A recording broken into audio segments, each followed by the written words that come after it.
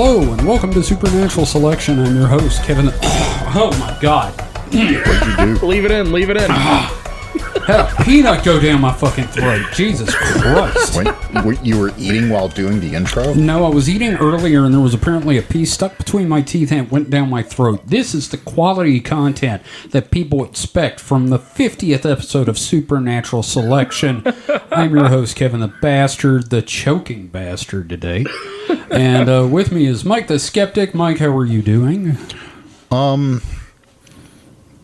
I'm okay, I guess. It's been a weird couple of days. We'll talk about that later. Okay, yeah, we'll talk about that. Yeah, that's very true. We also need to talk about personal stuff. And we also have Mr. David Davis. David, how are you doing? Surviving. Man, we got a saying down here. Hey, man, how you doing? Making it. I like that. Yeah, no, it kind of sums it up. I'm alive, and that's as far as I'm going. So, it's big episode 50 this week. It is our 50th episode. We've been doing this show for over a year. And that's awesome. I know, and I feel like now that it's all three of us together doing this, it's like now we've hit our stride. Mm-hmm. Like, this is what the show should be. So I'm excited. I'm happy. And it's getting a lot of stuff into and out of my brain. So how do you feel about that, Mike? Getting stuff out of your brain, I'm wholly against it. Well, I mean, like, yeah, okay, that's fair. But, like, I mean, the 50 episodes thing, I mean, Jesus. Yeah, no, that's surprising. I mean, admittedly, it was, a year into hell times, which we're still kind of there, but it's not as bad as we're definitely in the fall of Western civilization, but I mean, still. Well, we've probably risen up through Tartarus at this point. Oh, maybe. But I'm just happy we've come this far. Yeah. Mm-hmm. So we're gonna do our normal weekend weird up top. After we're done with housekeeping. So we're doing topsies, bottomsies. Something like that. Top, bottom, or switch. Well, what if you're Switch versatile? Well, then you're a Nintendo fanboy. I was going to say, what if you're a Nintendo Switch? Yeah. Nintendo Switch versatile. Yes. Gamer boys rise up or bottom down. That's a good one. I like that. So, before we really get going, again, we're recording on August 18th, meaning when this goes live on the station, August 19th, the new episode of Flagged for Content by Darth Plato, his podcast about flags, will be up, and I am the guest. So be sure to look up Flagged for Content on your various pod-catching apparati. And check it out. We had a lot of fun, and we talked about a lot of flags. So, yeah, check that out. Now, that being said, it's the weekend weird. So, I figured, David, how about you go first this week? Or wait, who went first last time? I think David should go first, because he sounds like he's got more on his plate. Yeah, David, he's more prepared than we are, which is usually this point, the way it goes. But yeah, well, I mean, David is nothing if not prepared. So, sure, okay, yeah, I'll go first. Okay, buddy, let's hit it. What you got? Okay, so have either of you gentlemen seen that show, Skinwalker Ranch? I forget the full name of the show. Secrets of Skinwalker Ranch, something like that. I keep meaning to watch it. Right? Yeah. So I've heard of it. Apparently, it's like 3 seasons deep now. Yeah, and they still have not uncovered that secret. Is this a fictionalized account, or is it like a documentary type series? It is a documentary series because it follows the gentleman who bought the ranch. From Bigelow. Yes. So he bought the ranch from the previous owner. Robert Bigelow, founder of Bigelow Aerospace. He was the one who sold the ranch. The person who bought it was Brandon Fugel. Really? Because there was some speculation that it was actually Robbie Williams. Yeah, see, it says in this interview, because I do an interview with this gentleman here. Okay. And, I'm I'm curious about the interview a little bit, so I read a little bit about it. I'm just amazed that there's 3 seasons so far. That and they still don't know. So, so he's Brandon Fugel's a businessman, chairman of Colliers International. Oh, wow. So he ended up buying this ranch as like a skeptic. He was curious about it. He decided he wanted to make a TV show of it, but apparently in the 3 seasons they've been doing this, there's been some shit that's gone down. That's pretty common for Skinwalker Ranch. You tend to go in a skeptic and come out screaming. Yeah, so, one of the highlights of the interview is he talks about that, like, there have been a number of TV film crew members who have refused to come back to the ranch. And it's a very bizarre investment, but apparently it's paying off for him now at this point because he's got... Yeah. Yeah. With a TV show, it would, Let me see if I can dig up some quotes here. So, he says that he started off as a skeptic. Mm-hmm. He's become a believer and is now an experiencer. So, apparently, he's run the whole gauntlet here. Right, yeah. And for those that don't know, experiencer is now the catch-all term for people that actually experience stuff and are not just people that believe in it. So, like, I guess technically I'm an experiencer. Clark Wayne's an experiencer. So, yeah, Yeah, so I'm going to read a couple of quotes here because I find them interesting. Right. So, he conducted this interview with Christina Gomez of the YouTube channel Paradigm Shifts. Mm-hmm. And in the interview, Brandon, he characterized the ranch as having an intelligence, stating, quote, "Consciousness definitely plays a key role in what is occurring on the property. We are also dealing with entities and phenomena that are definitely a few steps ahead of us. We are not in control, that is clear. The forces we are dealing with have command over space-time, over the environment in a way that is unexplained, that is baffling and disturbing. We truly are dealing with advanced physics." Interesting. Mm-hmm. Now, I'm very curious about that because we are going to cover Skinwalker Ranch at some point. Yes, so we are going to do an episode. Yeah, this is me kind of dipping my toe into the waters here. Is that what you're dipping? Yeah. I'm not going to go balls deep yet. Okay. But, okay. Good. So furthering this thing, Brandon also revealed, quote, "I've offered Bob Bigelow the opportunity to come back out to the ranch, as well as several of the other people who served on the ranch prior to my acquisition, and they've not only refused, but have been adamant that they have no desire to set foot on that property ever again." Oh, wow. Mm-hmm. That's and interesting. Apparently, during the filming of the 3rd season, there were a whole bunch of disturbing things that had happened that they hadn't even put in the documentary series that's on the History Channel, I believe. Okay, so Hulu would probably be your best way to check it out. Yeah, I believe it's on Hulu. It might be on Discovery Plus. Probably on the History app if you have cable.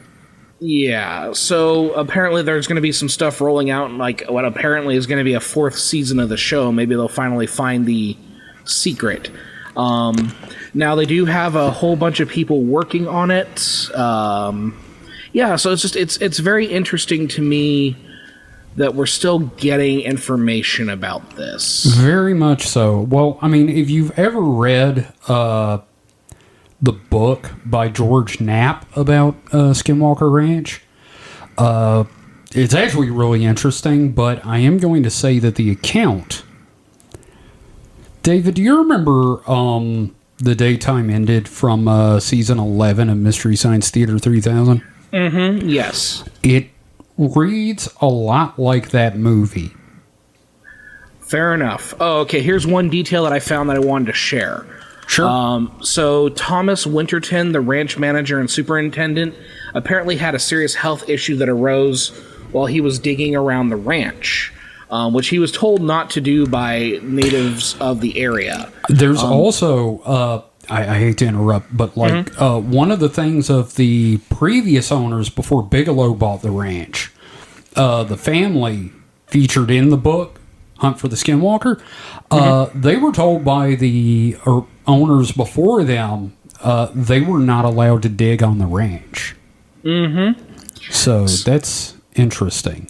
Yeah, so the specific health condition he faced, apparently he had a mysterious and painful scalp condition that separated his scalp from his skull. Jesus. And then there was a buildup of fluid that the doctors could not explain.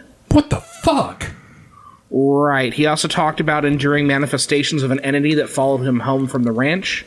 That happens a lot, actually. Apparently, they captured footage on his security cameras of some of the activity. Ooh, very cool. So, yeah, I think we're going to have to start kind of putting together something about Skinwalker Ranch. Because we've been talking about it since, I think, like a few weeks into the actual podcast. Yeah. Yeah, definitely. We're gonna go into it.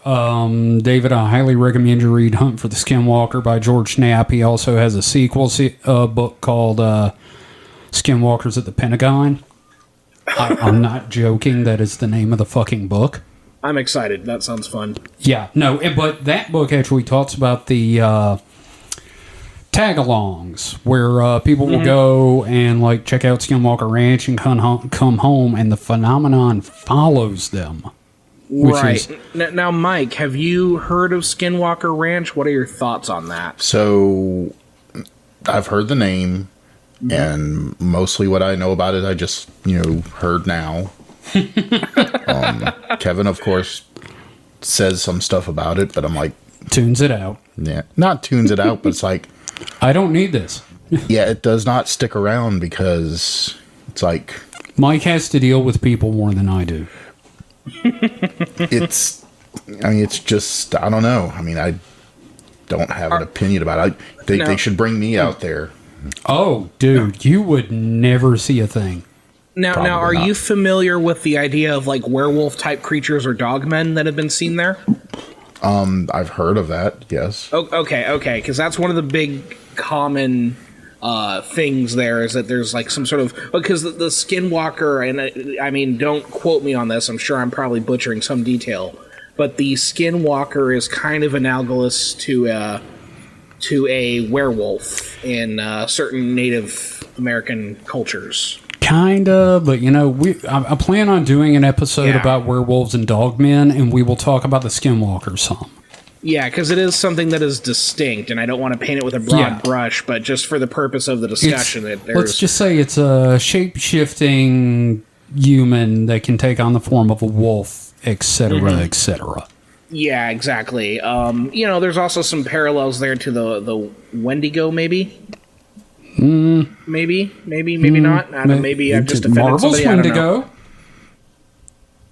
Marvel's Wendigo, maybe. Let's go with that. Okay, all right. Okay.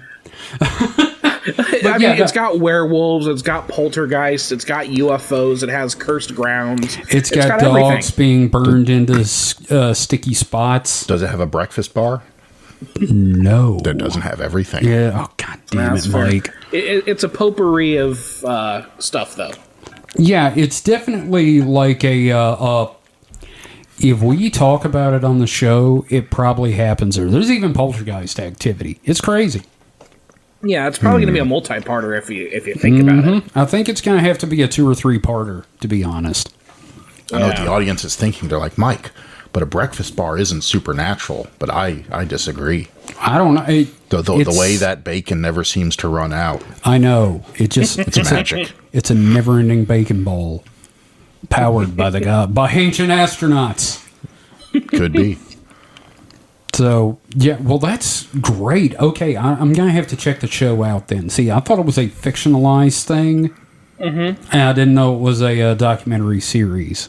Yeah, so, and I think my wife had watched like the first few episodes, but didn't continue it. Not a judgment or anything on it, but stuff happens. Yeah. I mean, there's so much shit to watch right now. We're living in a golden age of television. Very much so. So, Mike, I'm going to let you go next with your next one. And David, thank you for that, because I always love talking about Skinwalker Ranch, because that is just like bananas. Oh, yeah.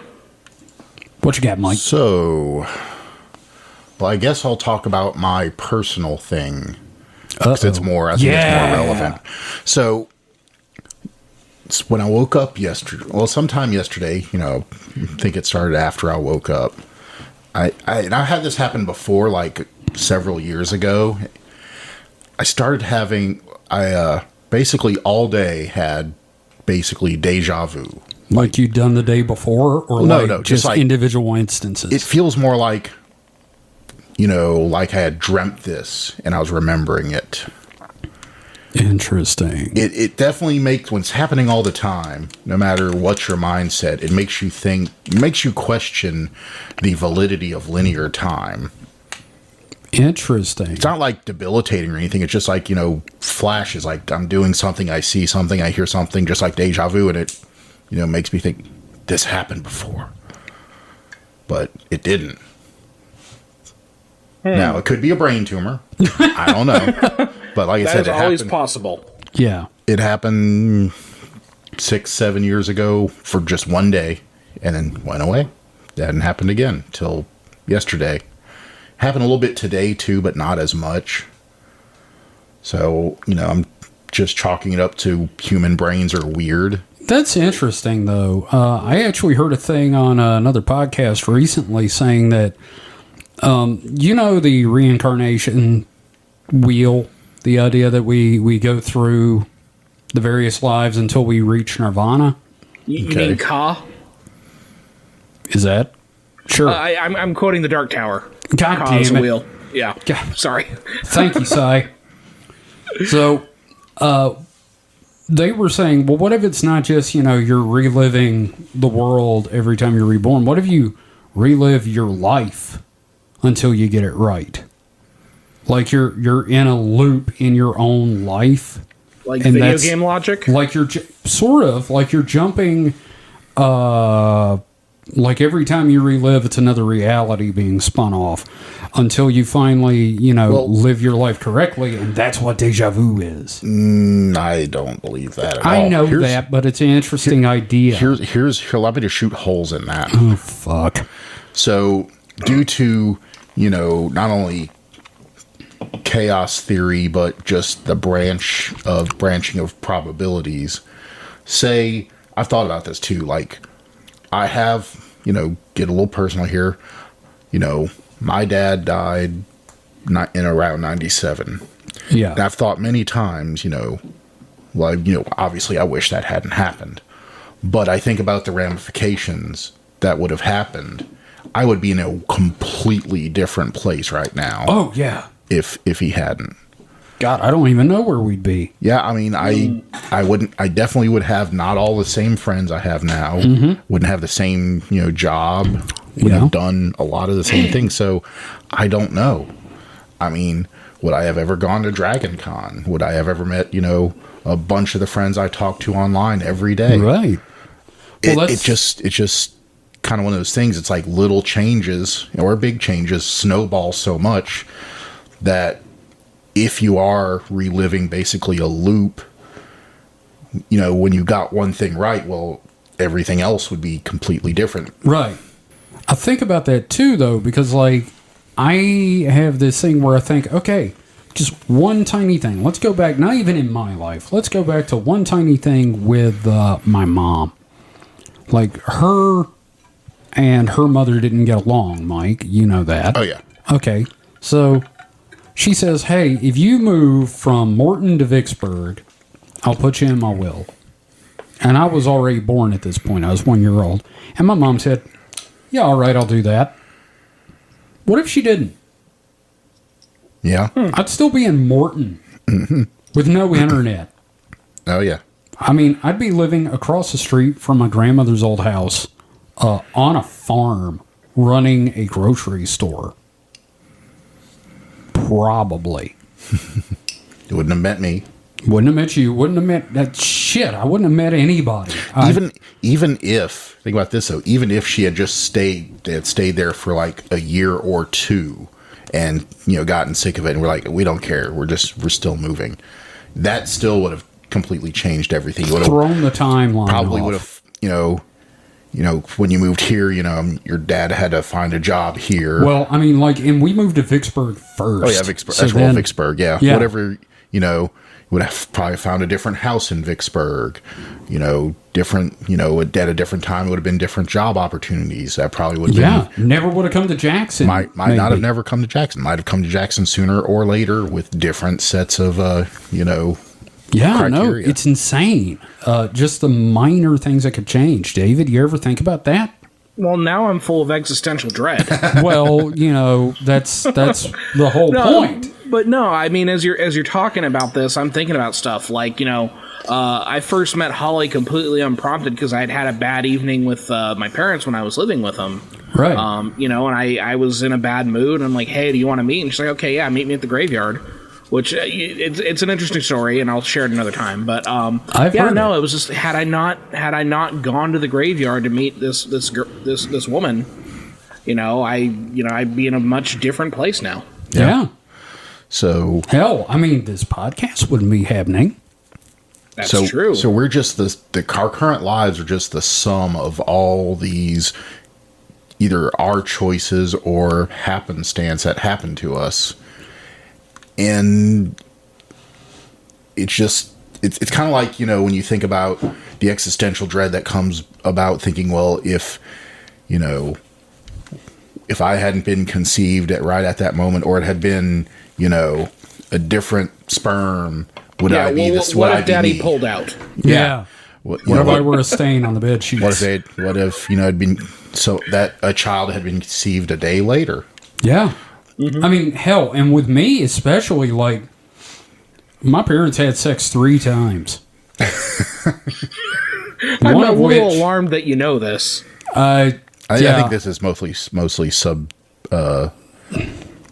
guessing. I'm guessing, hopeful. Just knowing what my mom looked like, supposition, that's the word I was looking for. I'm guessing my dad was like, I guess we better have kids. Oh, God. Okay. No. Oh, Lord. God Christ. Okay, let's get this done. Jesus. 20 years later.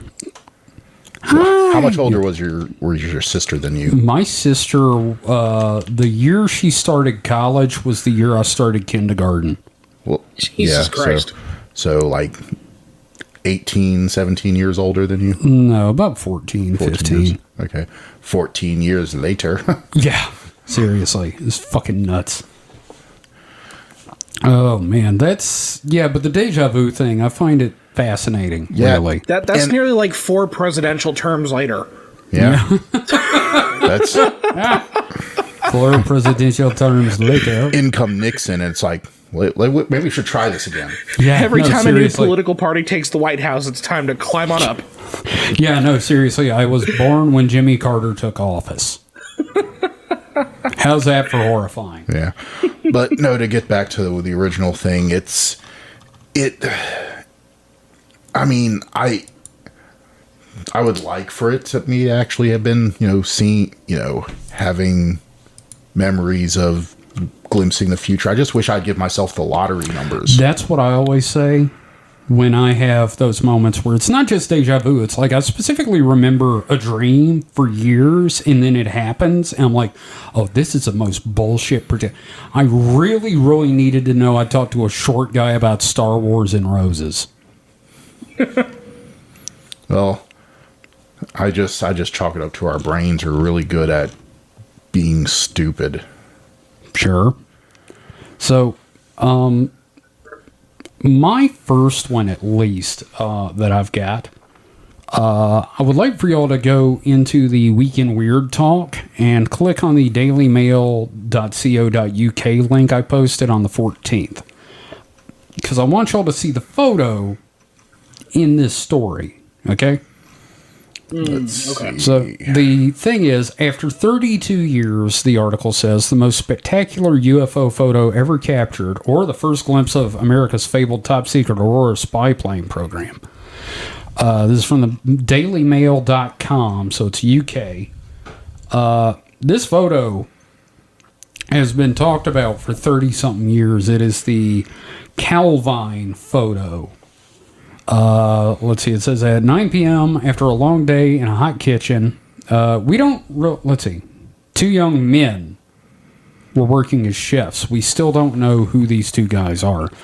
But at 9 p.m., after a long day in a hot kitchen, they drove about 13 miles north along the A9 to Calvine, a spot on the edge of the Cairngorms, for a walk in the hills. I'm wondering if they mean 9 a.m., because this photo is not taken at night.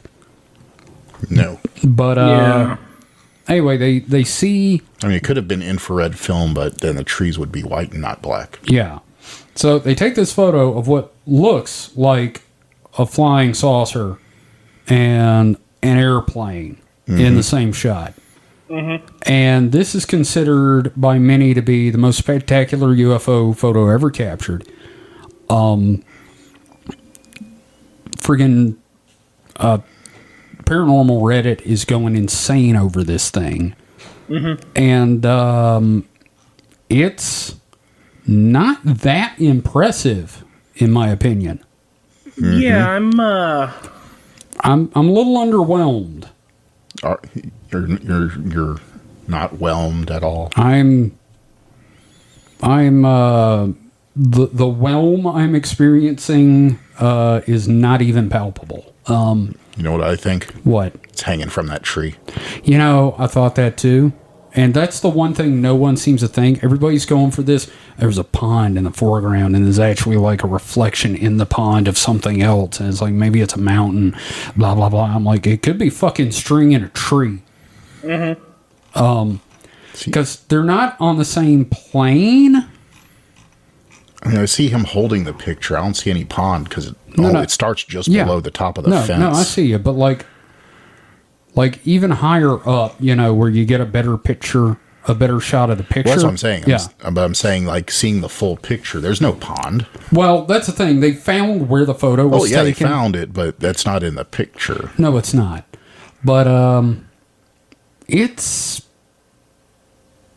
I don't know. I don't understand why everybody's going nuts over this. Everybody is coming up with every kind of speculation about it. You know, it's mirage. It's one thing. Somebody was like, "What if this is just like the fucking camera aperture?" Could be, because those are diamond shaped. Yep. And for those who aren't looking it up, what we have is a ruddy gray sky. It's a black and white picture. Yeah, it's a black and white photo. It's a ruddy gray sky. There are some tree limbs at the top. At the bottom, there is like a bush in one corner, barbed wire fence, and there is a diamond-shaped UFO in the sky that's supposed to be moving really quickly, but is extremely clear in the photo, with a blurry plane that is obviously moving. Well, let's not say it's extremely clear because, like, the photograph, like, you can't really make out any details. Okay, yeah, but it's clearer than the plane. Yeah. A bit. It's sharper. Yeah. Like, whatever. Let's say that.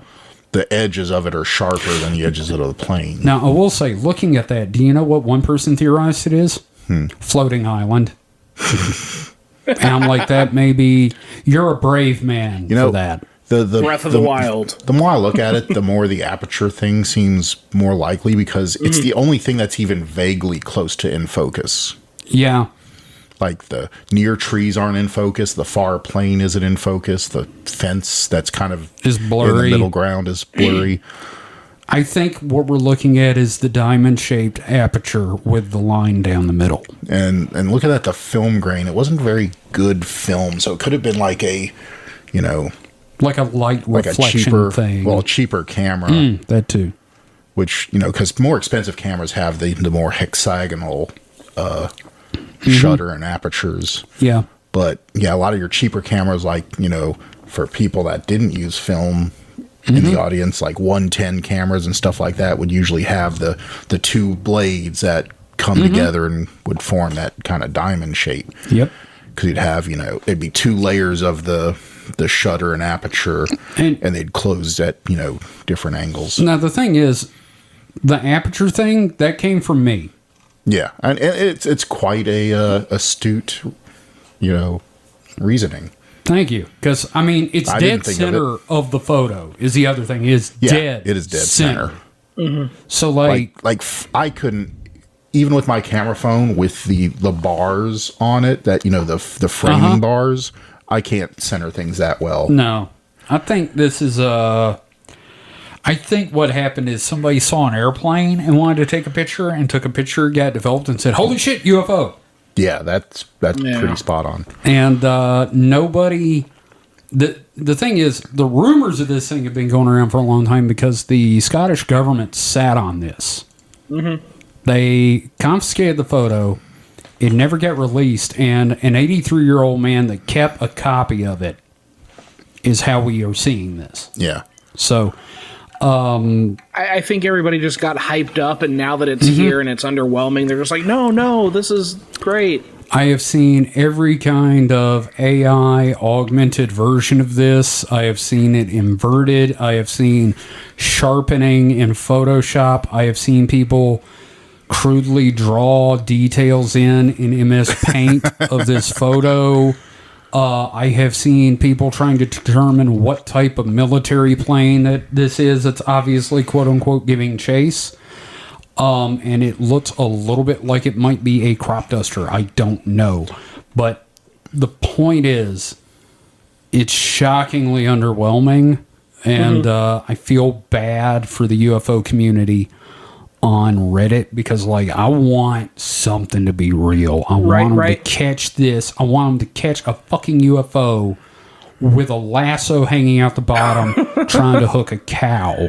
So what I love about this is I'm going through this article and it's like, this is a fantastic UFO article. This is this is a fantastic UFO photo. This is the best UFO photograph I've ever seen. And like, what does that tell you about the rest of the photographs of UFOs? I know, man. That's the bad part. This is the best, and it's shit. Oh, damn. So for some reason, I was thinking this was like the 60s or 70s, 1990. Like I said, 1990. So, yeah, judging, I mean, that could be an airliner with its, kind of swept wings. Well, the only planes that have been put up against this are military, with them going, I think it's this kind of fighter plane. No, because the wings aren't the right shape for that. Yeah, well, they could be. They'd be very stubby, kind of. Usually, when wings have that much on a military aircraft, when they have that much kind of sweep to them, they're usually a delta configuration where the wing goes all the way to the back. Yeah, I understand. But this doesn't. I mean, it could be it's got a tail. It could be a military cargo plane or something. Oh, like a C-10 or something. Yeah, I don't think it's a fighter because that would be a very weird, kind of diamond-shaped wing in the middle of a plane. Maybe it's the UFO. Oh, yeah. Maybe that's the UFO. It's like, and then, the two guys that took the photo are going to come out. What the hell are you talking about? That's an aperture. We're talking about the little speck. The speck is the UFO, you bastards. So, I don't know. I just feel so bad because I'm desperate to believe in a lot of ways, but not this desperate. Yeah, this ain't it, Chief. This ain't it. Yeah. Sorry, guys. This is I've had photos fucked up like this before where you see the aperture. So yeah, and the very bright kind of overcast sky in the back means that it would be very washed out, which could lead an automatic aperture to crank it down. Yep. Also, the fact that it's split right down the middle with a light top and a dark bottom, I've seen that on cameras. Like old school cameras before. So. Oh, I forget what that's called. I saw a thing, but where it has that circle in the middle that has that.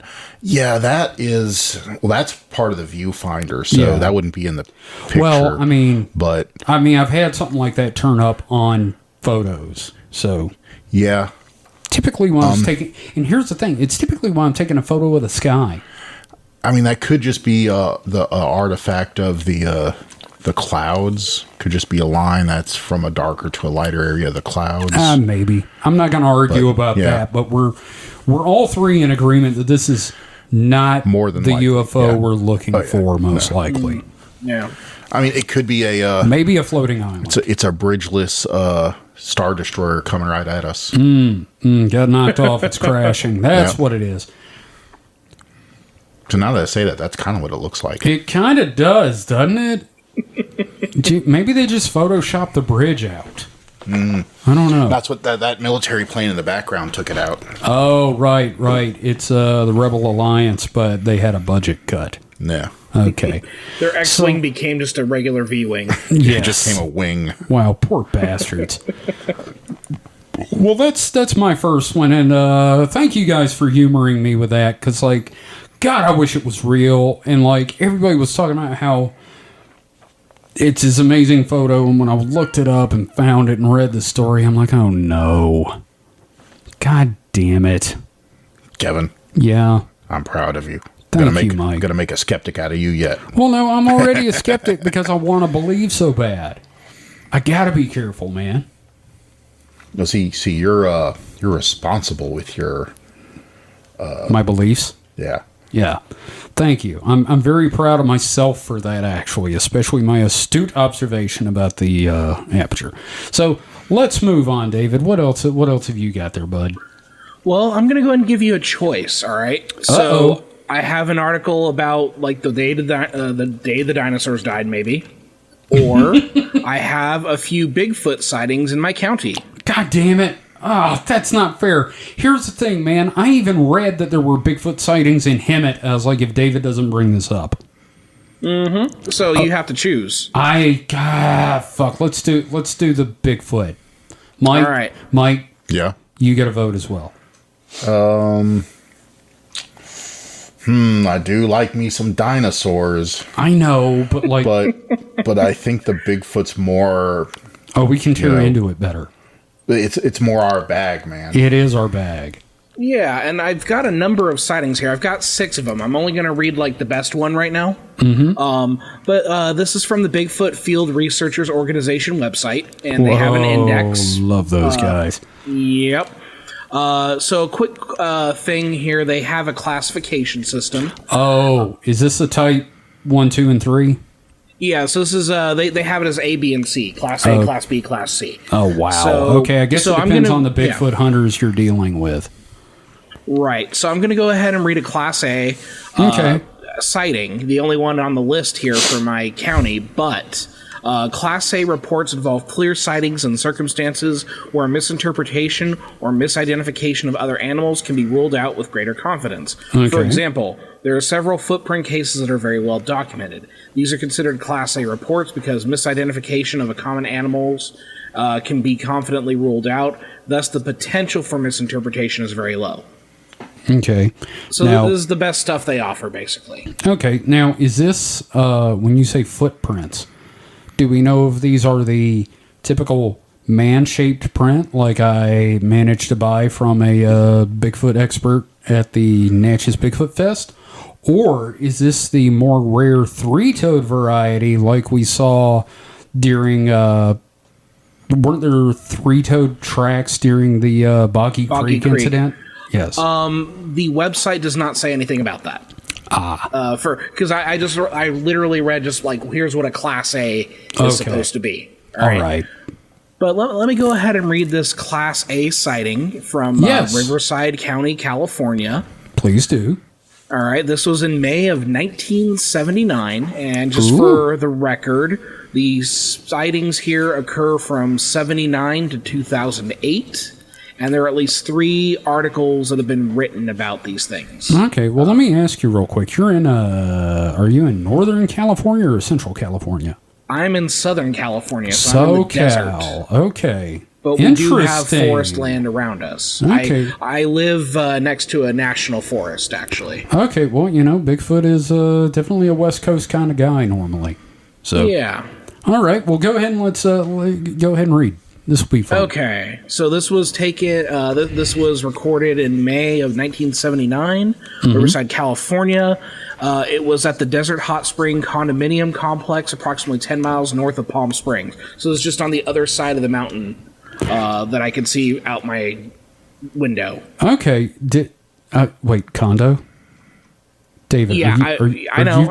I'm going to read it. Okay, I just want to know, did they turn Bigfoot down for a condo because of his race? It could be. It could be. Okay. Okay, so this occurred in Desert Hot Springs, California. I've been there. It's hot, so. Okay, observed. Here we go. Was going back to close shop at approximately 10 p.m. in the northern desert above Palm Springs, California, and saw a huge light tan-colored biped with soft blowing hair.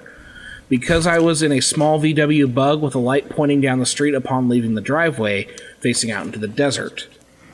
I froze there with my dim headlight on, and it too froze there completely still. I flashed my worthless high beams at it, and it took 2 giant steps backwards, and then 1 to my left, its right, and then was gone into the dark. I was overcome with severe fear, panic, anxiety, and had to return home again. I was armed with a .45 at the time, and was still worried that if I shot it, it would be real trouble. Enormous, with a chest the size of a refrigerator, arms that hung below the knees, and were still huge.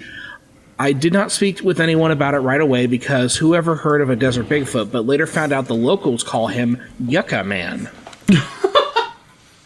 Yucca Man. Mm-hmm. Like the yucca also bush. noticed I went out the next day armed for a walk out there, and you couldn't tell a footprint for your life out there. Well, it's a desert. Right. Other witnesses, his girlfriend who could not dig her glasses out in time to see it. Other stories, I heard it terrorizes the Marines at the 29 Palms base. I don't know that you can terrorize a Marine. Right. Yeah, you can. It's called arithmetic. Ooh. Ouch. I'd like to apologize to our armed forces listeners. No, just Marines. Just Like, Marines. Everyone will tell you if you give a Marine a ball bearing, you'll get it back in pieces. Holy shit. Okay. Oh, God. Okay, David, what else? Who are the other witnesses?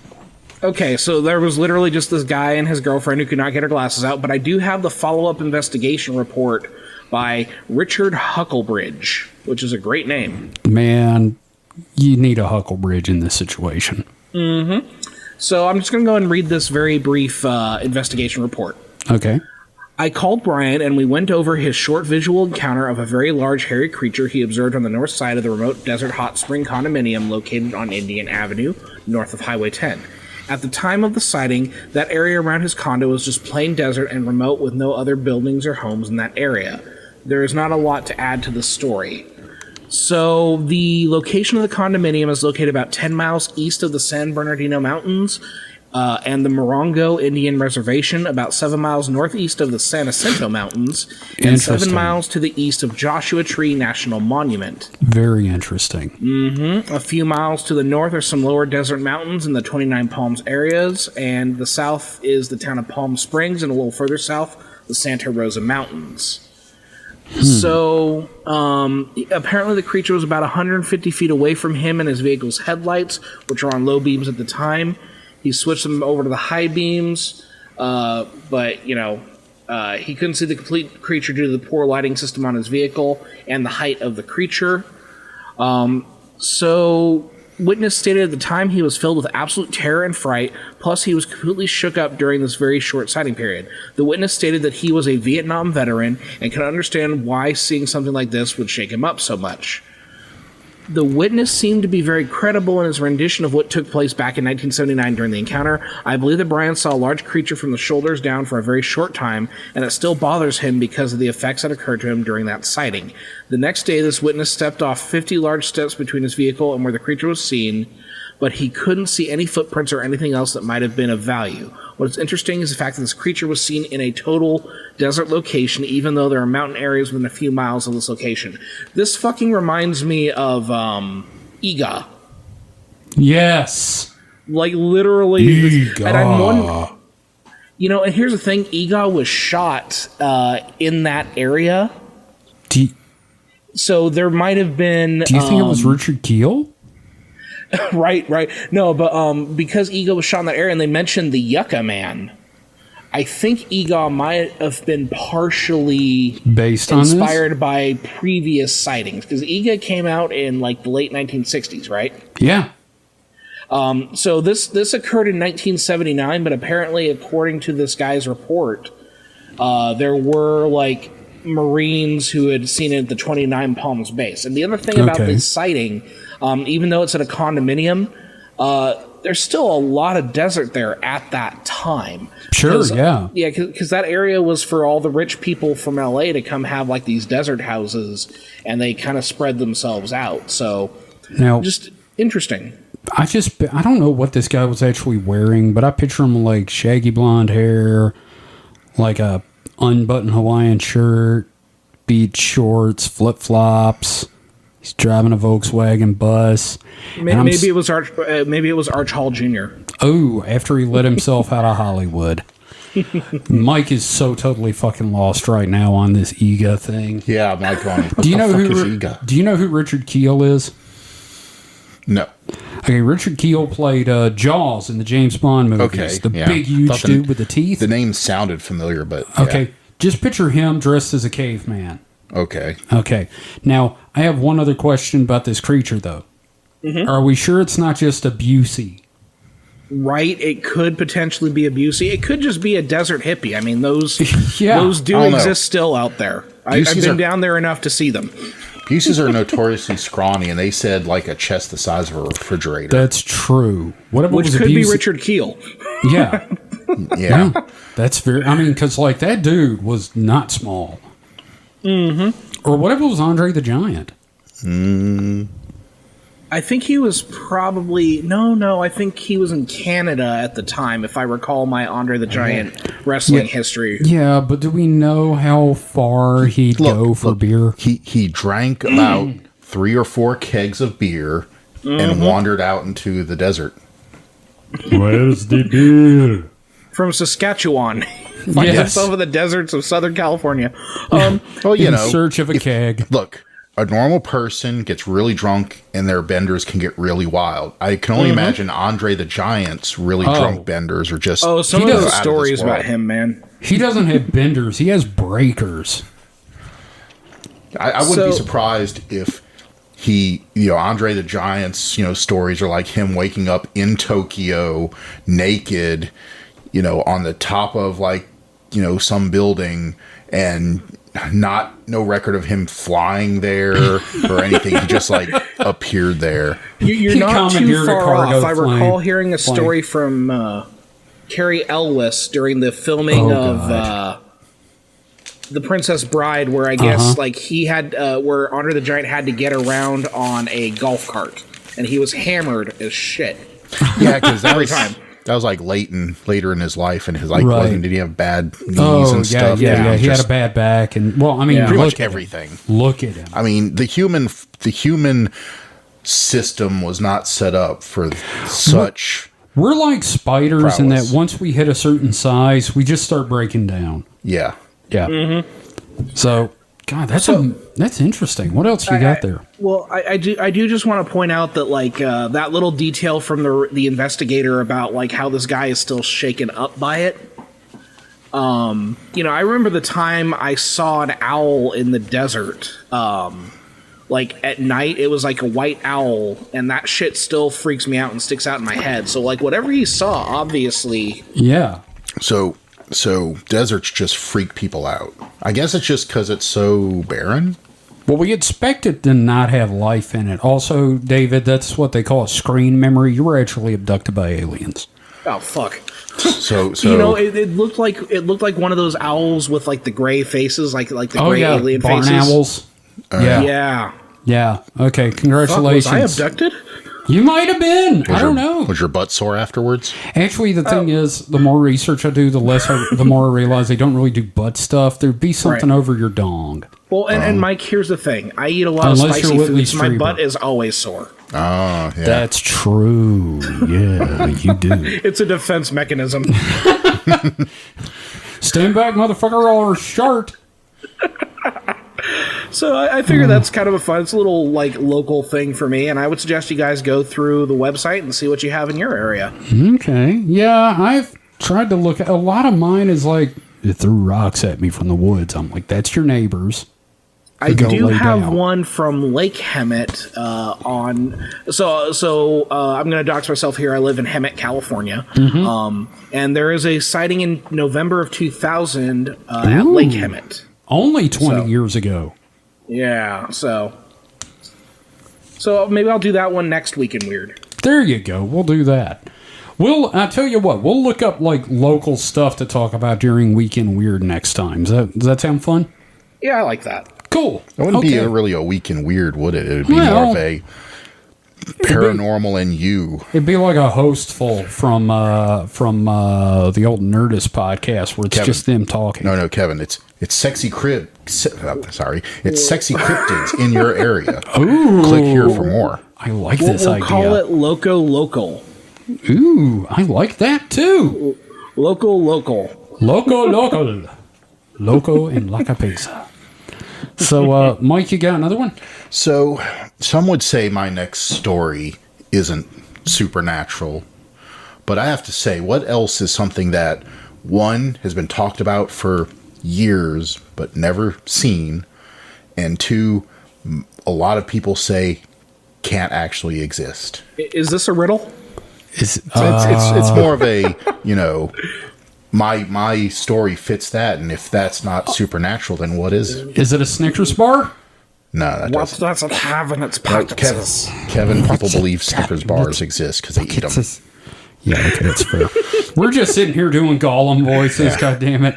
So, but no, I mean, it's just something that has been talked about forever. It's nuclear fusion has been confirmed. California team achieved ignition, and ignition basically means a reaction that puts out more power than it takes to start it in fusion terms. Holy shit. Fuck yeah.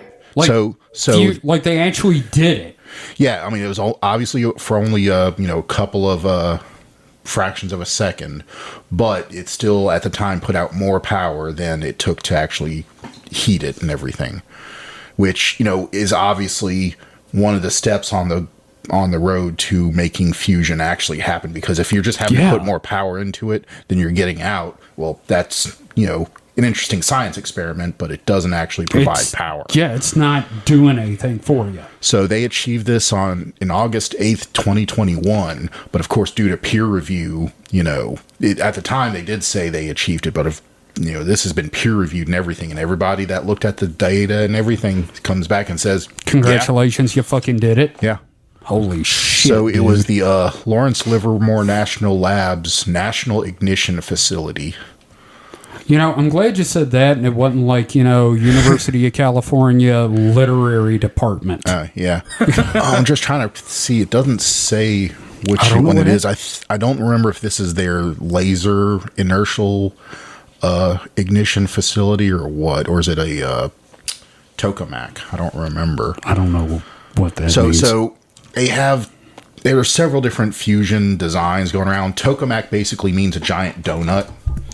It's it's a magnetic confinement scheme where basically you have plasma held in this donut. Basically, think of the inside of a donut, not a filled donut, but a.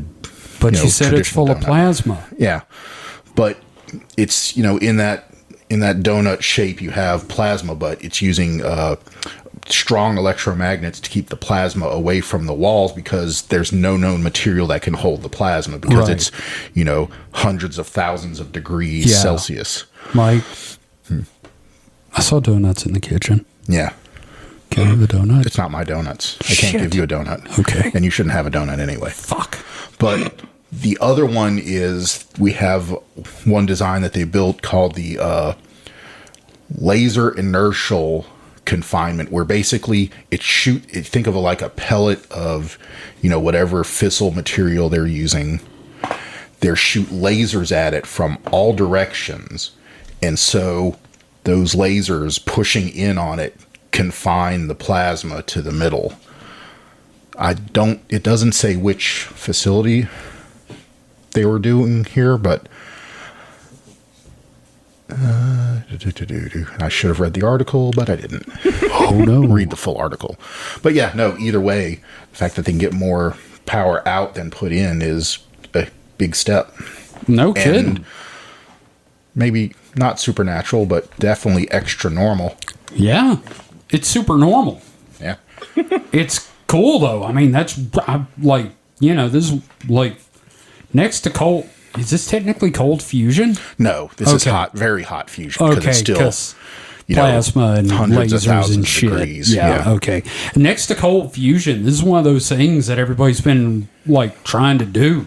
Or room temperature superconductors. Yeah. Not since the McDLT have we achieved something such as this. David, it keeps the hot side hot and the cold side cold. But how do it know? So, God damn it.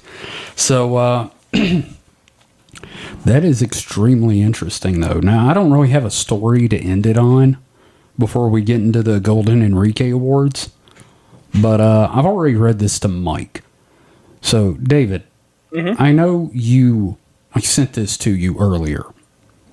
I would like to read this word salad out loud. Okay, this is, let me explain. This is from a gentleman that I came across recently on a Discord. I'm not going to name any names. But he is currently being held he is from somewhere on the western seaboard of the United States. He is currently being held in a refugee camp full of Ukrainians in Ireland because the EU won't let him in. And the EU won't let him in because he wants to explain to them the truth of UFOs. All right? Don't ask how I met this individual. So I would like to read this in the way that I heard it in my head. Human religious mythology surrounds the ultimate objective of achieving a state of being where they exist in a place without biological restrictions outside of three-dimensional space. It's describing existing as a fifth-dimensional being as the ultimate goal of social development. Any species capable of FTL travel could be expected to achieve the state of consciousness, meaning they could operate in the 3D world through direct travel or incarnate into the physical world from a fifth-dimensional existence. Well, those are sure some words. Aren't they, though? So, yeah, I got subjected to that, and I've had to share it with everybody. That's just been taking up, residence in your brain all day, hasn't it? No, because I never actually hold anything in from when I read it. Well, I mean, just the thought of that existing. Oh, yeah, no. I read it, and then I reread it, and then I read it a third time, and I kind of think what he's talking about is us ascending to a higher plane of consciousness, maybe? Or going to Costco. I don't know. But one of our associates at work who kind of thinks like this, but much more clearly, kind of gets the idea of what he's talking about. And I honestly kind of do as well. But the guy also said some stuff that sort of offended me. So, yeah, I don't give a shit. David, what do you think about it?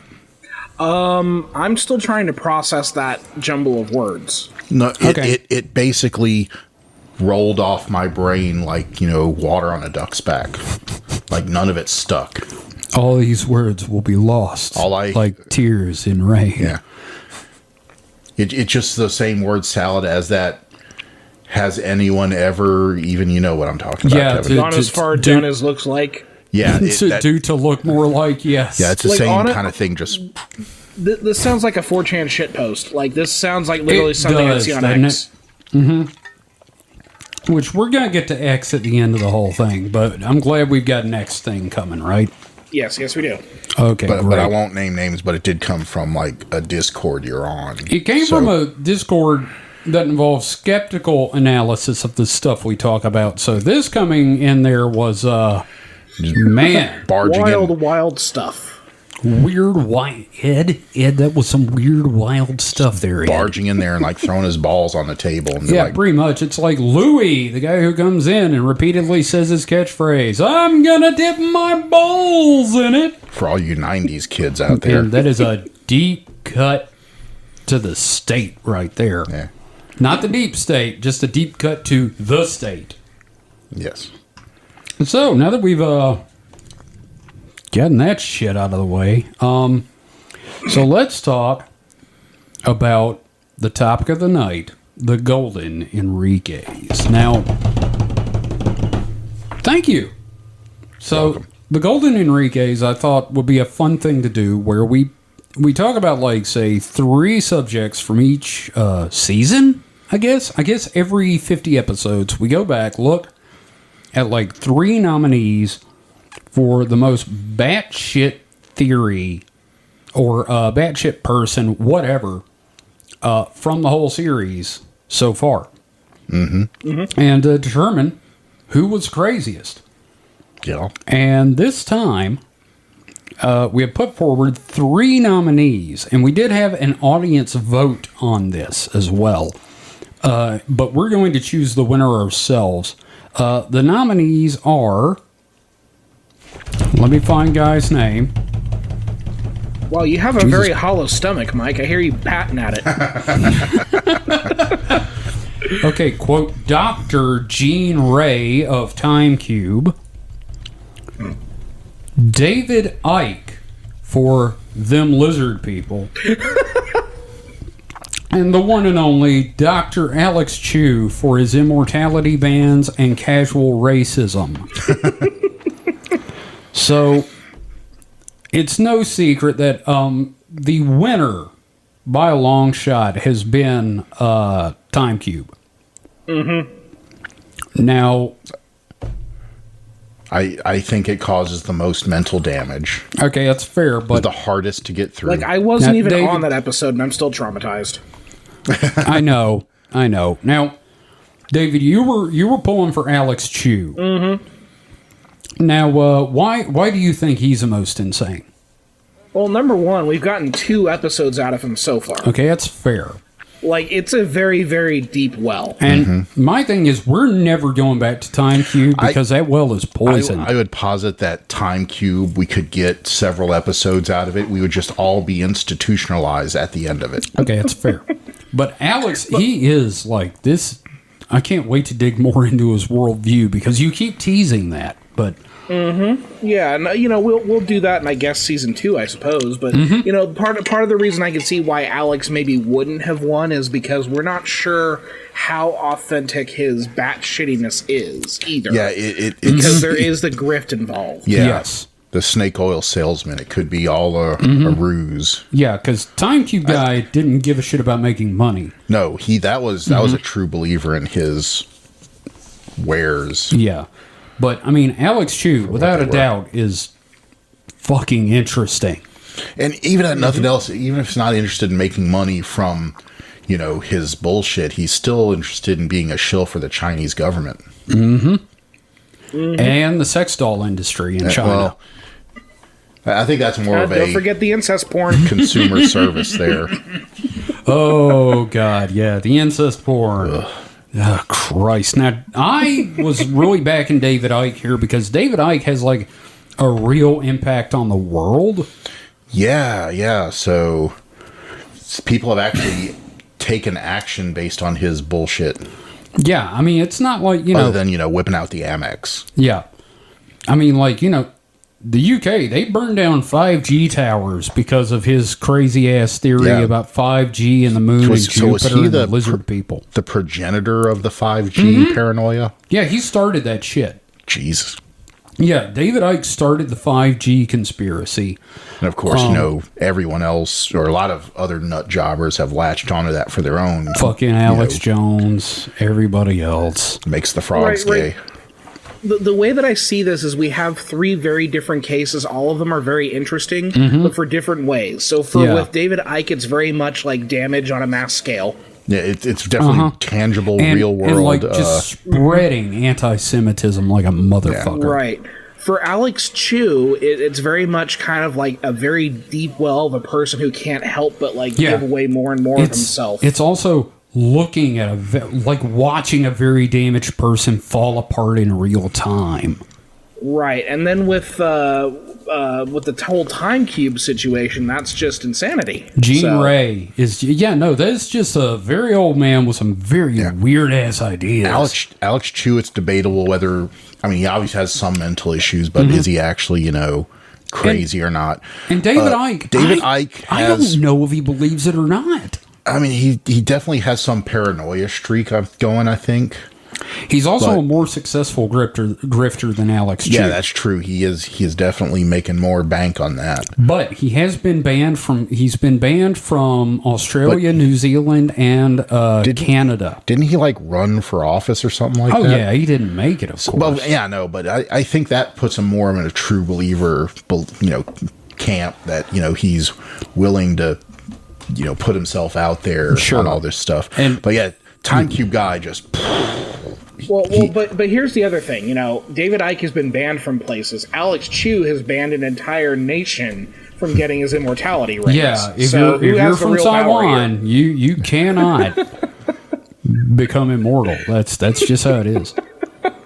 And I hate to say it, I as much as I wanted it to be David Icke, I have to agree that it is fucking Time Cube. That is the most insane thing I think we've covered as far as just sheer.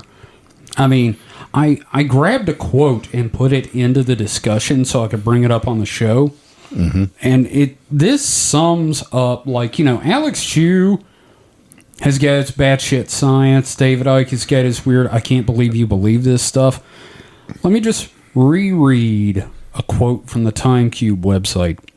First word said was that only one day could be used on Earth did not change the one-day marshmallow. Yeah. No. That's just... The one-day marshmallow. That's indecipherable. If there was an actual thought and meaning behind that, it's impenetrable. Now, let me just say that Ghostforge, one of our listeners, says he thinks he understands what Gene Ray is saying on the Time Cube website. And to that, I just want to say, Ghostforge, please stop. We love you, buddy. Don't do this to yourself. Just stop. Just don't do it. Sam, don't do the writing about Time Cube. You don't need to. People like you for you. You don't have to. Don't do this to yourself. That's martyrdom down that path. Look, I spent a week trying to understand this stuff, and I'm still not right. Okay? It makes me a better host for this show, but you can't talk to me. Don't look into the abyss, for it looks back at you. Don't fucking do it. Everything else about marshmallows. Yeah. Yes. I mean, and then there's the whole naval thing and the shit about each race has their own corner of the cube. Remember there's Black Day, White Day, Indian Day, and Asian Day. Mm-hmm. Yeah. All the races. All the races. And then one guy said, I'm half black, half white, and Gene Ray just got up and walked out. Wait a minute. So it's a cube, but only has 4 sides? Fuck. That's a square. That's Times Square, not Time Cube. A cube has 6 faces. We're still learning. It's the gift that keeps on giving. 6 faces, it's not, 8 points. It's not giving, it's taking. It's taking our lives. 12 lines. So, I guess we're all in agreement, though, for the most part, that Dr. quote-unquote Gene Ray, you posthumously have won the first annual Golden Enrique Award. Should we give him a round of applause?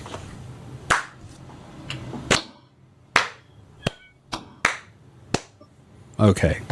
All right, that's there we go. That's all you get, buddy. That is it. Because you won, we lost. Yeah. So that's we'll have a more in-depth episode 100. We'll make a big production out of it, but we didn't get a lot of prep time because me and Mike are getting ready for Dragon Con, and I read fucking Zachariah Sitchin, and that fucking damaged me. Yeah. And I was in the hospital. This should have happened 2 months ago, but I was in the hospital, so yeah. It just a lot of shit happened. So I apologize for this not being as big a deal as I wanted it to be. I was going to 3D, or I still am going to 3D print a trophy, but yeah. I actually have a 3D model of Enrique with his wand that we're going to 3D print, and we're going to spray paint it, and we're going to take photos and everything and use it for thumbnails and stuff every time we do the Golden Enriques. So, and if any winner actually wants to claim it, we'll mail it to him. That's right. If Alex Chu wins next year, they may have to pay postage, but hey. That's the other thing. If you do the third episode, David, in season 2, that still makes them qualified. Yeah, it's like it's like the Hugos or something. Any new season or whatever, as long as it's in that calendar year. So next time, buddy, it might be Alex Chu. No, I hope so. I hope so. Yeah, no, I really think he stands a chance next time, because I don't know that we're going to...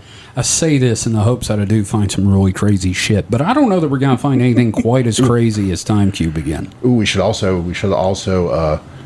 have a thing where we do the Lifetime Achievement Award. Ooh. So if Alex Chu or name escapes me now, the other guy that was in our list, David Icke? Ike, yeah, David Icke. If they pass, they get the Lifetime Achievement Award. They're eligible for the Lifetime Achievement Award. Battle Royale rules. Yeah. Oh, yeah. Thunderdome. The other thing is, maybe next time for the next Golden Enrique Awards, we can actually do a couple of awards, because, not just, focusing on, crackpots, but also, what was the most popular episode, for example. Yeah, we need to do categories. Which episode of ours had the most numbers? Oh, I can tell you right now, I already know, it's the Graham Hancock episode. Fair enough. So, there should probably be an award for Graham Hancock. Yeah, 20 to 30 downloads per episode, and then Graham Hancock is 890. What the balls happened there? I have no idea, but 890 downloads for Graham Hancock, guys. Maybe it was just the name. Maybe. They like me, thought it was Herbie Hancock. California knows how to party. Okay. We could also have most plausible. Oh, I like that. We'll come up with categories for next year. Yeah. So, and besides, we're just getting started. This is our first year. I have no intention of stopping this. Mike, you heard it. Yeah. You're fucked. So, now remember, Google how to fake my own death. It says that's really hard to do. Shit. Yeah. So, that being said, David, I would love for X to give it to us right now. That would be amazing. Right. And then we'll go into some questions. All right. So the title of this discussion is Black Holes. Mm-hmm. Uh-oh. And I'm just going to read the comment. The statement for this one? Yes, the statement for this thread. This is the original post. Uh-huh. An even bigger crock of shit than that flat earth meme. Do any of you actually think these things exist? To me, they're just cope for shit scientists, end quote, can't explain. Mike, you're up. God damn it.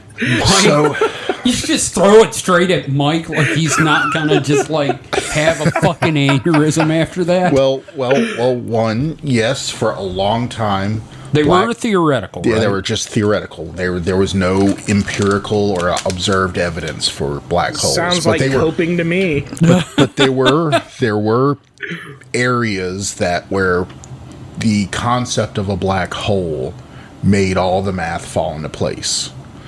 But then we got more sensitive telescopes and we're able to see, well, there's got to be something really dense at the center of galaxies. And it was Alex Jones. Yeah, oh yeah, But other than the Alex Jones galaxy, all the others seem to have you're going to search Alex Jones black hole at the center of the galaxy. Don't search Alex Jones black hole. You'll get some very bad results. I guarantee it.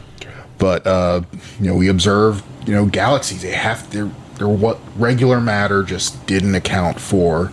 Right. The mass that would be needed at the center of a galaxy. So supermassive black holes came about because they were just so dense. And it just snowballed from there like anything else, like science does.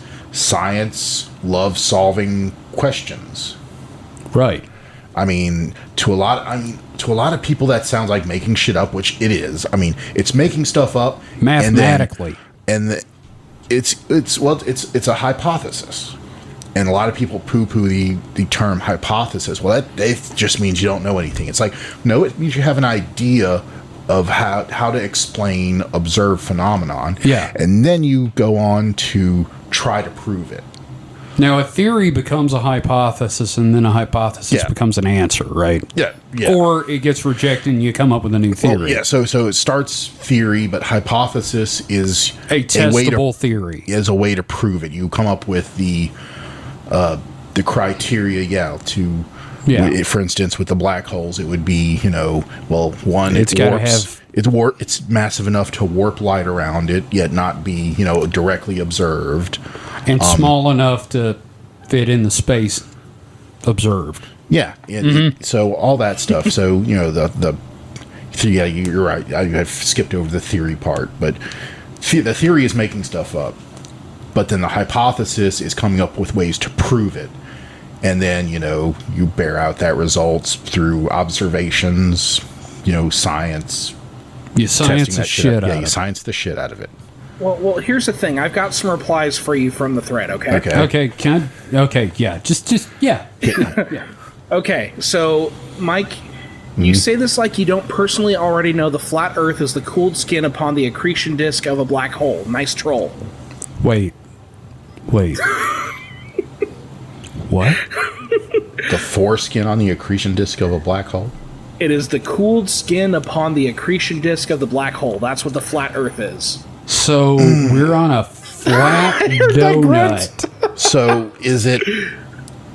So it's not a flat disc; it's a ring around the. It's a record. It's is like it- is we're just living a on a small- 45. Is it just a small disc that's on the accretion disk that's orbiting the No, black it hole? is the accretion disk orbiting the black hole. make it. That basically make it a sideways ring world, You know what else it would make it? or Really slow. I mean, it'd be very impossible to do, but a halo ring world around a black hole. Oh, fuck that. Hey, good news. Pollution's not a problem. You just throw it straight up. Yeah. I've got another theory for you. Oh, no. Okay, what's that? The Earth is a clock, flat disk.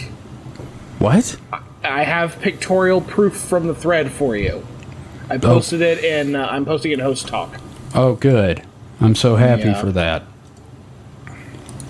Let me open the image and actually paste it. Okay. Apparently, I don't know what I'm doing. Okay, there we go. This remi- That's why my keyboard's off, because I was afraid my cat was going to run over it. There we go. There's your proof. Wait. What? What? What? So it's a picture. Now, that's not Earth. No, those aren't what continents are those? What planet is this? I love What? the befuddlement. That, yeah, no. That just raises further questions. Yeah, none of that geography fits even a distorted view. Look, maybe here's the thing. This planet is a clock. Yeah, whatever sci-fi planet this is, it's a clock. But it has the green continent versus the tan continent. It's camo Earth. Yeah. It's desert camo versus jungle camo, and it's a clock. And so he takes he takes the What? fact that there's What? it's a astrological clock inset on top of a regular clock What? as proof that this Earth thing over here is a clock. Gosh, Whoever this guy is who posted this What? is a runner-up for the Golden Enriques next year. it's, What does? But I mean- the Sounds like you got filtered, bro. and it. I just want to know where this What? globe, whatever map picture comes from, because That's all did I've got for you. Did they create it themselves? Did they find it somewhere else? Is this like flat Earth, quote unquote, canon? What? You So- okay there, Kevin? No. I saw a No, flat, I'm not. I saw apparently it was I think it was Australian, like the Australian version of the Today Show or something, where they had a You know flat what? earther on. Do you know what the Australian version of Today is? It's called Today. Yeah, that's why I Yeah. think that was them. I because thought it they- was G'day. because Today. they spoke funny, but it was still the Today Show, mate. I can't do an Australian accent, so I'm sorry for betraying your Mine's dialect. terrible too. Don't worry about it. But anyway, so he was on there and he was saying, how telling them the tenets of the flat Earth, how it's flat, and there's that Antarctica's ice wall around the Earth, and they're like, okay, well, what's beyond that? He's like, well, there's a lot of theories, but a lot of people think there's another Earth past that with another ice wall. Oh yeah, no, I've seen the quote unquote satellite photos proving this, Mike. So it's just concentric rings of ice walls, flat Earths, yeah, and ice walls. Well, no. Because what's past the other one? No, you don't understand. It's all they're not like in rings. It's that's what he scattered said. around. According to the photo I saw on TikTok, which never do your scientific research on TikTok. I'm just gonna say it. I dare say you'd be better off doing scientific research on Facebook than TikTok. Oh. And that's bad enough. What I like is that I'm able to turn this whole discussion into chaos just by reading some shit some idiot wrote on the internet. Yes. I'm gonna reiterate. What? Okay, I have one more. One more. Oh, Okay, good, because that wasn't enough. So show us a shiny to distract us from our downward spiral. This is going to be bad. Okay, here's the reply to the op post, all right? Okay. Black holes are real, but there's no fucking way they actually contain a singularity. Singularities are the crock. A zero volume point having mass? Fuck off, lol. Black holes are just some type of exotic star hiding behind an event horizon. Maybe they're the size of a house, or a beach ball, or a marble, but nobody can convince me that a point of zero volume can have mass. That's fucking stupid. QED. What?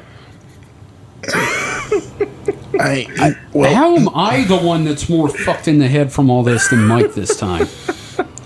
No, I'm just like, my brain's flooded. It's like, you keep pumping the gas and turning the key, but nothing's happening.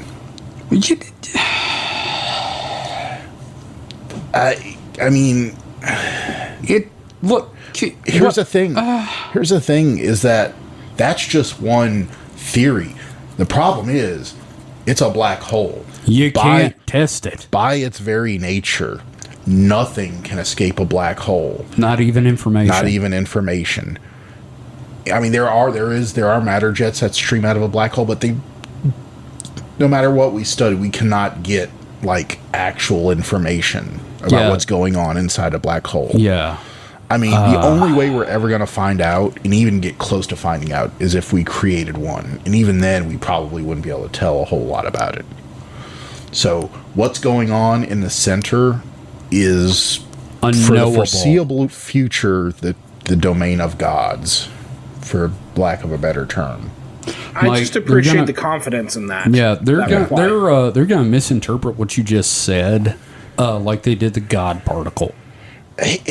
It's just God particle's what God's made of, and that's where mass comes from. Gods live in black holes. Sure. Okay. Might why as well. Not? Okay. I mean, why?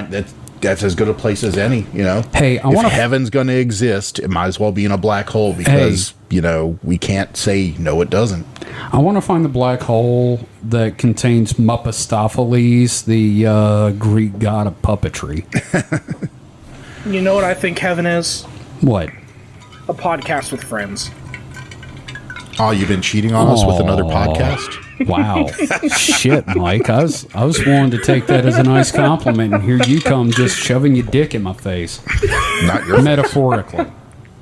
No, it was a joke. I know, it's a joke. So, believe it or not, we actually have a couple of questions this week. People still listen to this and ask questions? Believe it or not, yes, they do. Thank you. So, all right, let's start with Man in Black. Mm-hmm. Man in Black asks, because Ghost Forge, I think, has a couple of them. Mm-hmm. So, first off, Man in Black says, with how good technology is in cameras and videos, why do you three think we still get blurry photos of things like, say, Bigfoot? Now, Ghost Forge has an answer to this. And y'all mind if I read it? Go for it. Yeah. I know I'm not who this is directed at, but my belief is that supernatural stuff from like Magonia / the superstructure has a perception filter that works on technological recordings like the screens Kevin talks about, but because a living mind isn't involved in the data storage, the best it can do is make the shit blurry as hell. And I mostly chime in on this because I'm hoping it sparks some cool discussion in episode. Alternatively, so Kevin or David can rant about how I effing sniped their idea. Yes, you kinda did. So, I just think the supernatural is selective about who sees it. are you saying it's a supernatural selection of sorts? Yes. Ooh, Mike, that's a wrong knee. Oh. Thank you. So, what I was going to say is, I'm not saying that there's a perception filter. I'm saying that the thing you're seeing doesn't have a form, and your mind is completing the circuit.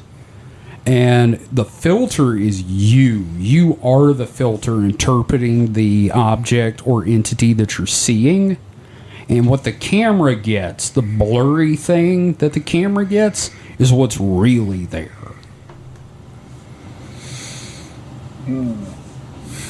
Or everyone is a shitty photographer.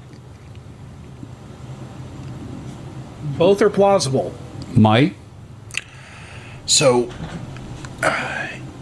in my opinion, if such things were, like you were saying, I would say the camera is more likely to capture the true form of something, and the mind is Mike, the more fallible. That's what I'm saying. Recording device. That's what I'm saying. The No, camera, you're what saying. I'm saying is You said the mind fills in the blanks and captures the true form. No. I said the camera catches the true form.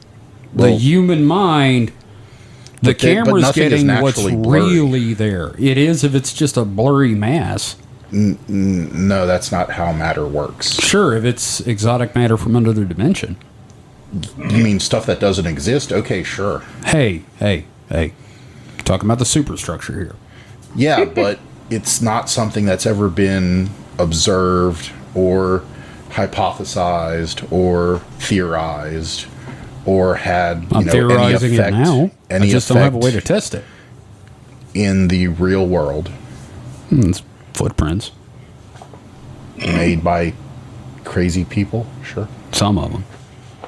I'm not going to lie. Yeah, a bunch of them are fake. So they selectively do and don't leave evidence. They selectively can and can't be photographed. They selectively can and can't be seen. I think you're just describing demigods at this point. Or gods. They selectively can and can't, fuck virgins. I don't know. Maybe. I don't know. Now, my response to that, of course, was from The Simpsons with the Shelbyvillians shaking their fists as the lemon tree is stolen from The Simpsons. Yeah. Shake harder, boy!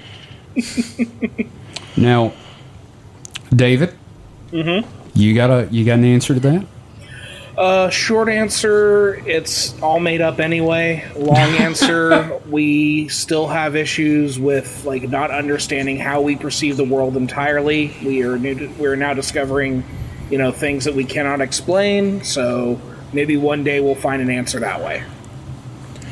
I think they should get better phones if they can just take blurry pictures. Yeah. Everybody's using their government phone. Yep. I mean, Quit stop- you using a government phone. Stop using that Motorola Razr and get you at least an iPhone 5 or something. Come on. So GhostForge has a actual question, and he asks, "Do you think that an egregore exists that is a mafia made of space-dwelling monkeys? If so, what do they want from us, and is it hula hoops?" Well, there were what was it, 60 attacks by monkeys in Japan last month? Yeah. And then there was the monkeys versus... Is this a monkeys versus dogs thing? Maybe it's a Capuchin Yakuza going on? Ooh, this is where Hit Monkey comes from, isn't it? I don't know that it's egregore. I just think it's really organized monkeys. Mike? I have no idea what you're talking about. So We're just, space-dwelling monkeys. I don't know anything about space monkeys. I don't either, but, Like a monkey being shot into space. Space Monkey. But you remember an egregore is an unintentionally created tulpa, basically. No, I did not remember that. Okay. Santa Claus is an egregore. The Easter Bunny, egregore. You got to remember, Mike isn't as deep into this shit as we are. They're now differentiating tulpa based on intent. Well, yeah, a tulpa is something that you purposely make. Well, I didn't know there was like an intent. I just thought it was a thought construct. Well, it is, but it's one you typically make, and an egregore is one that's like accidentally created and sustained by belief. Like, say, Slender Man. Yeah, actually, Slender Man. So basically, Douglas Adams, his theory on God, or his what he wrote about God. I refuse to prove I exist. Well, no, just that he had the thing about them. I don't remember the exact situation. Promptly vanish in a puff of logic. Yes. That quote, that whole thing. Yeah. I guess. But he's just asking if there's a egregore that is a mafia of space-dwelling monkeys. And sure, why not? I mean, if you believe in that if you're a system, listener, if enough people believe in it. If you're a listener, we can make this happen. We should make up our own tulpa. I think we should. I think we should, give that some thought and then bring it into the world. And then once it turns into a horrible beast, we just let it out. Are we prepared to be fathers, though? No. 3 men in a tulpa. The worst show. The worst thing. Yeah, the worst movie. Oh, who would you cast in that? I was just going to say us. Oh, okay. I was going to say us if we did... with a little Kentucky goblin-looking thing. Just like screaming and scratching at us and trying to eat our gold. Yeah, eat our gold. I let you can drink out of the job, but you gotta kiss a toe. Damn it.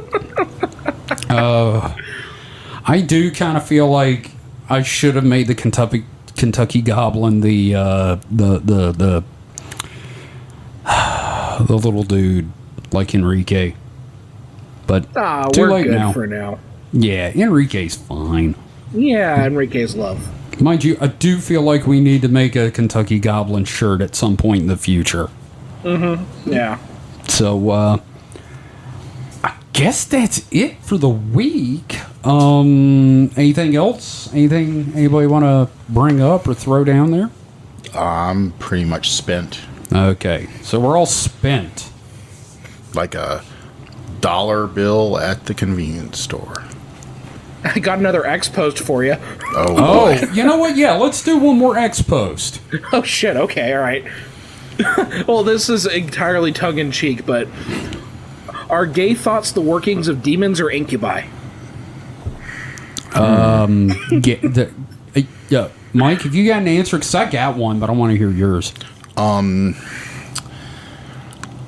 Well, for men, I mean, if I had to choose between the two, I guess incubi.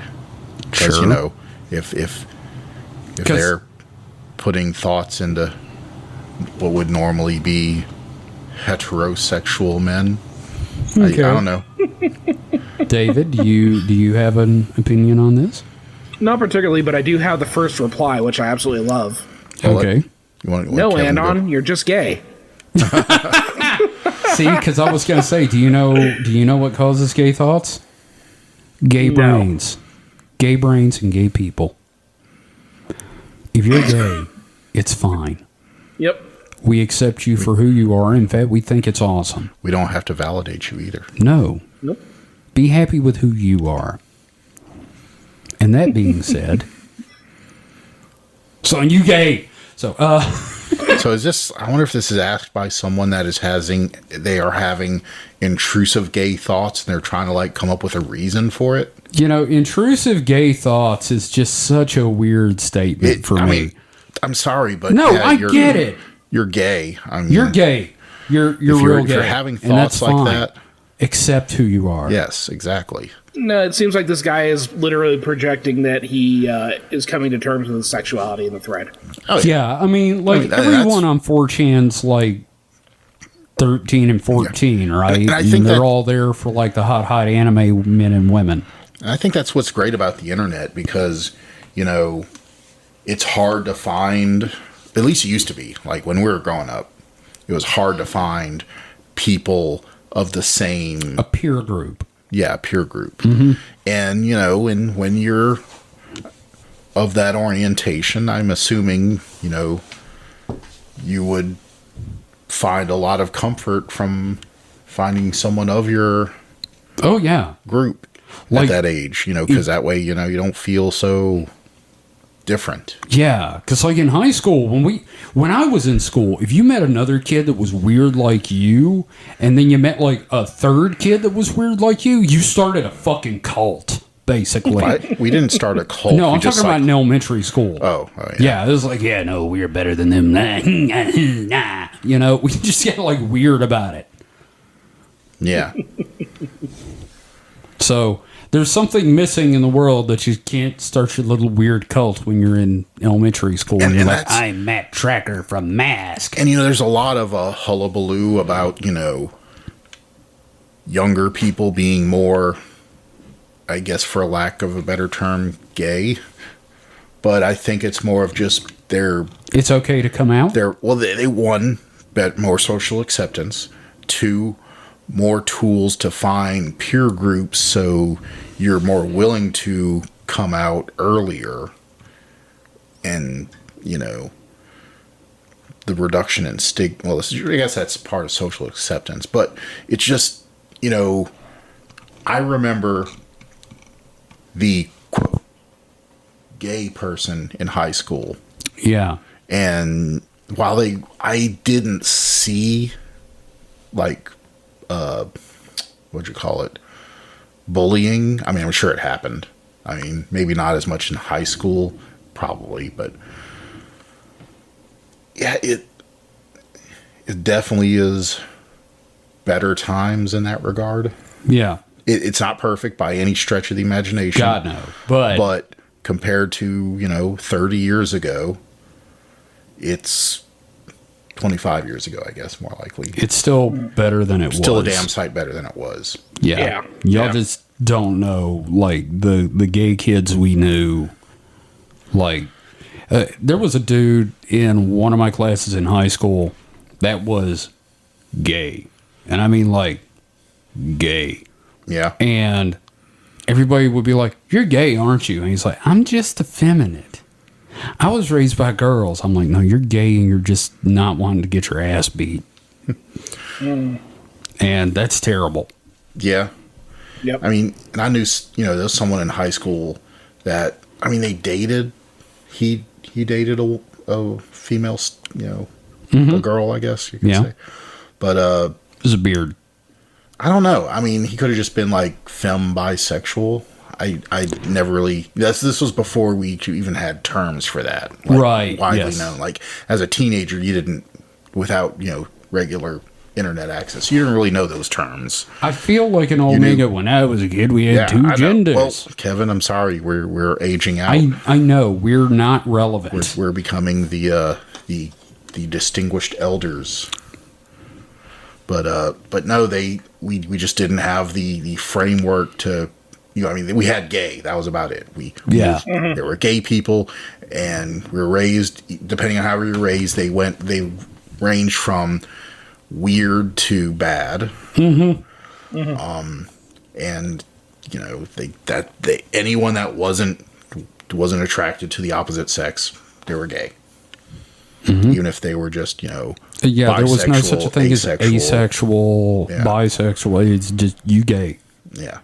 And things were weird for, like, if you look back on it, it's like, how the hell did we make it out of that time period? The same way we'll make it out of this time period with... Oh, collapse of society? I don't think it'll be that bad. I think you know, the economic and climate problems will collapse society before our social issues will. Oh, yeah. No, I just mean, yeah, anyway. Point is, we got Heavy real subjects. fucking serious there on a tongue-in-cheek question Yeah. from 4chan. Holy shit. We always seem to do that. It's like a chaos magic ritual that I invoke every week in Jesus. Weird. Yeah, you fucker, you and your chaos magic. Well, Makes that's for good content, though. It really does. So that's it for this week. I want to thank everyone out there for listening. We really appreciate it. We would love if you would head to our website. I've got a little bit of new merch up in the store, and we have our Patreon. If you would like to support us, if you like what we do here, head over to supernatpod.rocks, and you can donate or just check out all the fun stuff over there, like the podcast and the store. And you can join us on our Discord and ask us questions and hang out with a bunch of cool people that we've got there, like Ghost Forge and Darth Plato and Kick-Assatron and Sam and just a ton of fun folks. You can find us on social media at SupernatPod on Twitter, because fuck Facebook. And Fuck the Zuck. fuck the Zuck. And you can find David at HP Comic, HPKOMIC on Twitter. And David, you got a link to your website on your Twitter profile, right? Yes, I do. And that's what, cosmic-.com? It's a number of things, but usually just goes to hpcomics.com and then you can get There everything you else go. from there. All right, great. You can find all that on his Twitter profile. So at HPKOMIC.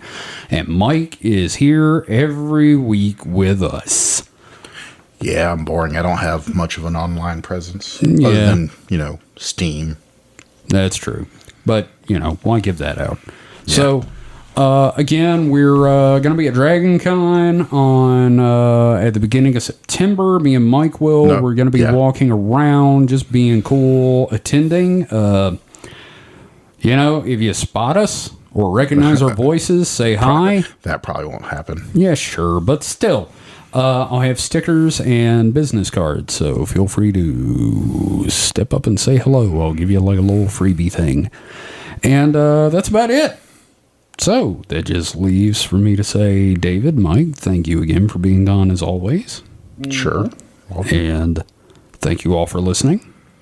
And we will be back next time with more fun topics. So, until then, stay safe and stay frosty.